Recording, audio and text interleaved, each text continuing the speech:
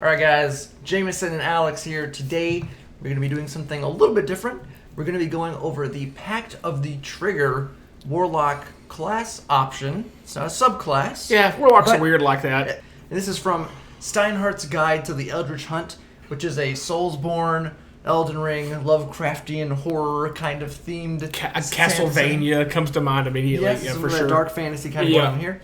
But they are the sponsors of the video, so make sure you check out their Kickstarter. They're already over, last I checked, 1.2 million. Tons of stuff in the book, which we will go over later. Don't forget to like, comment, and subscribe to be entered in our D&D Beyond Players Bundle giveaway. Pact of the Trigger Warlock. Yes. What do we get? So, you can use your action to draw upon the powers of your patron to create a hexgun in your empty hand. You can choose the form that is your spellcasting focus. It takes each time you create it. It can either be a sniper rifle or a revolver. Details for how they're different listed underneath.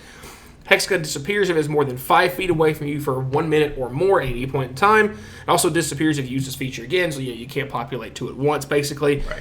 And if you dismiss it, no action required, or if you die. Your Hexgun acts as a spellcasting focus, like I said, and when you cast cantrips with it, it channels them as bullets, but this still does count as casting spells. You're not taking a spell and making it like a ranged weapon attack. That's not the case here. Instead of increasing the damage of the cantrip when you reach certain levels, you can instead cast the cantrip additional times as part of the same action, except for Eldritch Blast, which is cast as normal.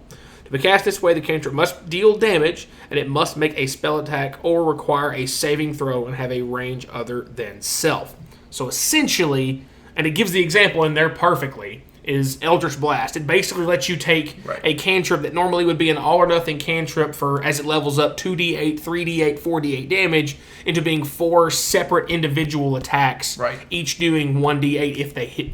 So it helps you bring up the floor on cantrips, so that like reason why Eldritch Blast is so good. Yeah, you don't always just pop off for that big chunk damage, but you don't have those whole turns where your cantrip does 0, because unlikely that you're going to miss every time when you get above the 2 number. Like, you're not going to miss 3 times or 4 times. They have like a really high save for that. Right. You can fire a cantrip in this manner 2 times at level 5, 3 at level 11, and 4 at level 17. If you do, the cantrip deals its base damage more than once, but its other effects cannot be applied again. So things that have a movement reducing or anything like that don't happen again. The 2 forms are, again, are Sniper and Revolver. If you choose Sniper, your ranged spell attack rolls cast with the Hexgun have their range doubled, and you ignore half cover. While wielding this weapon, you know the Ray of Frost cantrip. Nice. Revolver form, being within 5 feet of a hostile creature, does not impose disadvantage on your ranged spell attack rolls cast through the Hexgun. While wielding this weapon, you know the Shocking Grass cantrip. So you've got a couple different methods. You can be kind of more in the fight if you wanted to be, based on your build, especially if it was like a subclass dip and you went like Paladin this, for example. You know, you want to be in there with your ranged attack and your pistol thing, or if you wanted to be a blaster caster further away, you got the Sniper form, and any combination thereof. You got choices. More utility with cantrips and more chances to actually make it effective, because you are a Warlock, so your go-to most of the time is just going to be Eldritch Blast.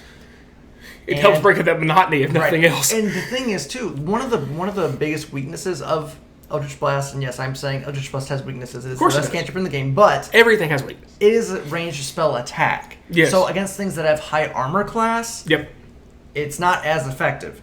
So targeting specific saving throws could be more effective. Potentially. And give you some different options against creatures with high armor class, or if you want to get additional bonuses other than just damage, you can, use something like this Ray of Frost or whatever. Number one example that comes to my mind is Mind Sliver.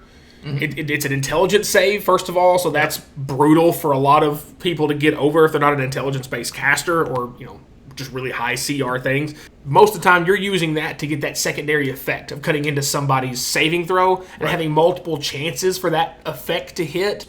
Wonderful. Because you're a Warlock, you don't have very many spell slots. Nope. So, this gives you more options outside of just spamming Eldritch Blast, which is, I think, really cool. Eldritch Blast, the class. That exact comment has been made by no telling how many players that, like, base Warlock is Eldritch Blast, the class. And even if it was just this, it would be very interesting and worth a look at the very least. But wait, there's more. There is so much more. We have Eldritch Invocations. And a bunch of them. Before we get into all the Eldritch Invocations here, I just want to give you a little bit more details about the Kickstarter campaign. With this, you have an all-new madness system. It's a unique mechanic I really like, actually, the whole flaws concept thing, yeah. 15-plus nightmarish subclasses, 12-plus twisted race options, 4 adventures. The other really thing I think I find interesting that comes out in this book is the lunar phase concept they have, where like different effects, whether it's different monsters or other items and things, will be of different effect based on what phase the moon is in. Very unique, very creative, very on theme. You got more than 20 of these trick weapons that do a variety of different things that break outside the normal, just traditional magic item things. They've got over 50 unique monsters in the game, and again, that are going to be all on that theme. That dark fantasy is really the shorthand for saying really what all the kind of stuff that's in here. It's very interesting, and of course, if you haven't already, you can check out our review of the Paladin subclass that is in there. And again, it's very much the vengeful hunter, vanquisher of evil. So with that, guys, if you're fans of Dark Souls and that dark fantasy, definitely worth checking out. Yeah. All that being said, Eldritch Invocations. Yeah.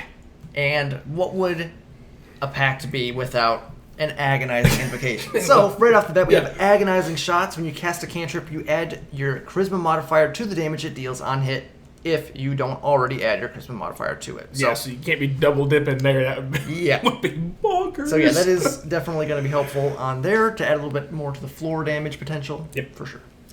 Next up is Bullet Hell, which does a 5th level prerequisite requirement on top of the Pact of the Trigger, and it is specific to the revolver form. Some of these are specific to the different gun choices you get. Right.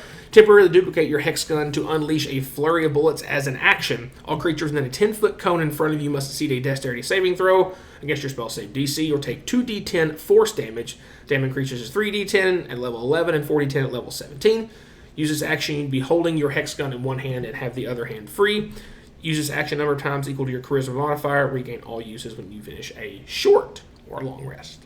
Interesting way to get some short-range cones on there. Yeah, little bursts, little shotguns. Yeah, I imagine like fan. Yeah, absolutely. Awesome. Then we have Crippling Shot. Again, just a Pact the Trigger feature. Once per turn, when you damage an enemy with an attack made using your hexgun, you can force them to make a strength saving throw against your spell save DC or fall prone and have their speed reduced to 0 until the start of your next turn. You can use this ability a number of times equal to your charisma modifier. Regain all expended uses after you complete a long rest. So again, more utility on here. You could have a saving throw effect and knock them prone. Yep. And they can't get up on their turn. Right, that's the other thing that's like, because it's not just knocking them turns. Like somebody, as long as their turn doesn't come back around, they can abuse it. It's like, no, they're going to be down there. Yeah. Next up is Deadeye, which is a prerequisite, which is just a difficult word to get out correctly without slowing it down, of level 15 and specific to the sniper form of your hexgun. If you haven't moved this turn, you can take aim as a bonus action, reducing your speed to 0 and granting you advantage on all attacks you make using your hexgun until the end of your turn. Very similar feature to what Tasha's gave to rogues. That's exactly right. The steady aim is what it was called. Steady aim. I could picture like the artwork and everything being in the book. I was like, what they actually call the ability. Headshot is another option we have at level 9, again featuring the sniper form. Once per short or long rest, as a bonus action, you can enhance your focus to see the weak spots of your foes. For the next minute, attacks you make using your hexgun score a critical hit on a 19 or 20 on the dice. So, increase that crit chance, for sure. Never a bad thing. Next up is Quick Step, and I will surprise him with this information. This is maybe my personal favorite one. Okay. Because of the uniqueness to it and the way it plays into... Again, I love the flavor of this. And mechanical options. Level 7 works for either gun, but I see it being more primarily used with the revolver form. You'll be more likely to be in close range, but anyway. Yeah. Your reflexes are honed as a reaction when an enemy makes a melee attack against you before being hit. If your speed isn't 0, you can move 5 feet away from the foe without triggering an attack of opportunity, potentially avoiding the attack altogether if you leave its range. Use this reaction a number of times equal to your charisma modifier and get all uses back and you finish a long rest. So it's specific to melee attacks, which is good. When I first read this, I was like, you can just dodge out of spells. Wait, it does say melee attack. I just missed that the first time. I was like, okay, phew. But cool. It's because it's just you have this quick reaction just to dodge out of the way. It's kind of, instead of doing the uncanny dodge like Rogue does to half damage, you're just completely dodging it altogether and avoiding getting hit altogether. Yeah, that's definitely a very good defensive tool for Warlocks, and because again, they don't typically have the most. They're not the most health, they're not the worst health, and they're not the best armor. They're the worst armor. Yeah, they're one tier above the bottom there with their D8s and light armor. So yeah, it's always good to have some defensive options. Absolutely. Then we have Reckless Fire. Again, this is revolver form. Your shots are akin to a rain of lead. When you roll a 1 or 2 on a damage die for a cantrip you cast with your hexgun, you can re-roll the die and must use the new roll even if you roll another 1 or 2. So it's kind of like being able to re-roll 1s, but now you can re-roll 1s and 2s. Yep. And you can do it, I guess, whenever you're using the revolver form. Anything that helps you bring up the floor, your damage is always a thing of mine. Because nothing feels worse as you're playing a caster, especially a full caster. Warlocks. There's full casters, there's half casters, and then there's a warlock. And there's this guy over here. He plays by himself. He's in his own little world over here. But yeah, so anytime you can bring up that, because again, full casters do it all the time. You throw a spell out and somebody saves, you're like, half damage, or the cantrip it's no damage at all. This is doing a really good job of addressing that and helping you bring up that consistency a little bit. Yes. Next up is repeating cantrips. When you fire a cantrip through your hexgun, its secondary effects, such as speed reduction from the Ray of Frost, can apply multiple times, but not more than once per creature. But it does allow you to like pepper it, just like, fan the hammer kind of thing, boom, boom, boom, boom. So you could potentially slow 3 or even 4 things if you hit 4 different targets with it, which is kind of cool. Mind Sliver and cutting all the saves. It's like AOE. It's like there's a sorcerer next to me. Cut. You want to do that big AOE fireball now, since they're all going to get cut into their saving throws? I really like the utility options on here, and the ability to synergize with your party as well, depending on if there's maybe it's the same scenario, but there's a barbarian in there, he wants to stay stuck on a creature. He can't get away from him. Right. He's just your friend. He wants to hug you with an axe. That's all. What's so bad about that? The other option on here, getting to the last 2, Ricochet at level 7. When you hit a creature with a cantrip cast with your hexgun, you can immediately cause the hit to wound a second creature within 15 feet of the original target. Second target takes damage equal to your charisma modifier. You can redirect a hit in this way a number of times equal to your charisma modifier and regain all expended uses after a short or long rest. So nice little way if enemies are kind of getting a little bunched up, you can kind of chain off some attacks on without having to go like a spell to get some AoE. I immediately think of we have Misfortune on here, the little the Q pop. Yep. And finally, we have Riposte, requiring level 7. When an enemy attacks you with a melee attack, you can fire a magical bullet to counter it as a reaction before being hit. Make a melee or ranged spell attack. On a hit, the enemy takes 1d10 piercing damage. Its attack fails and it is stunned until the end of its current turn. Once you've used this reaction successfully, you can't use it again until you put a short or long rest. And it does, like it says, successfully. So if you try to use this feature and it doesn't work, it's not wasted. And I love mechanics like that. So I agree. The bad luck proof, because it's going to happen to everybody at some point where your best ability, your really cool feature, or especially your niche use feature that you never get to use, finally I get to use it, and it whiffs. So, no! So the whole bad luck proof thing is fantastic. Nice touch. Yeah, so that's it, guys. Those are all of the Eldritch Invocations and the Pact of the Trigger on here. This is, I think, to me, one of the more interesting character options, and it's not even a subclass, right? No, this is just something you take silly warlocks to improve on, to add on to your subclass options. And I think really one of the things that's weird with warlocks is you have all these weird. You have Eldritch Invocations, you have Pacts, you have your subclass, you have the weird spell slots, Mystic Arcanum, and you get your spell slot back on the short rest, and you get less of them. And with that, a lot of times, the go-to. I mean, you have like Pact of the Chain, where you get a familiar, which, sure, it's okay. I feel like that's a lot more on the RP side. There are some invocations you can take with that kind of help a little bit with that. But Chains of Carcery really comes to mind. Yeah, there's some interesting things on there. But but the thing is too, like with Pact of the Tome, it's like you want to get some extra cantrips.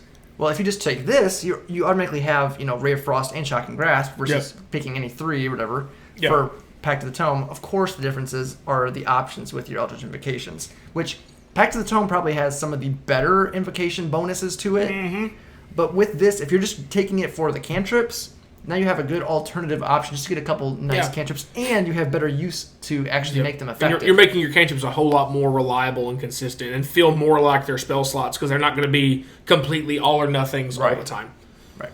And I think it's totally fine to have something like this because if you compare it to other classes like, say, like a monk, they have Flurry of Blows, they have, Patient Defense, they have... Deflect Missile, lots of stuff they can do on a regular basis outside of just punch kick, punch, unarmed strike. So with Warlock, it's kind of like I use my spell slots, now I Eldritch Blast. Yes, forever. For the rest of the pre-nap phase. So I really do think this is a really interesting option for you Warlocks out there. Absolutely. There's 15 plus subclass options on top of everything else in this Kickstarter, in this book. So definitely worth a look on here. It's created by MonkeyDM, if you know anything, heard that name or seen it anywhere. There you go. That's where it's from. Just from the 2 videos we've done, we've seen some very interesting things, and definitely encourage you to check it out and see all the wonderful and unique things that are in there, especially if you're into the whole dark fantasy setting. This will be something that's worth looking into for sure. Yeah, so links down below for that, guys. Help us out. Help them out. Definitely worth a look at the very least. If you enjoyed the video, don't forget to like, comment, subscribe, hit the bell notifications so you know when our new videos are coming out. And as always, thanks for watching.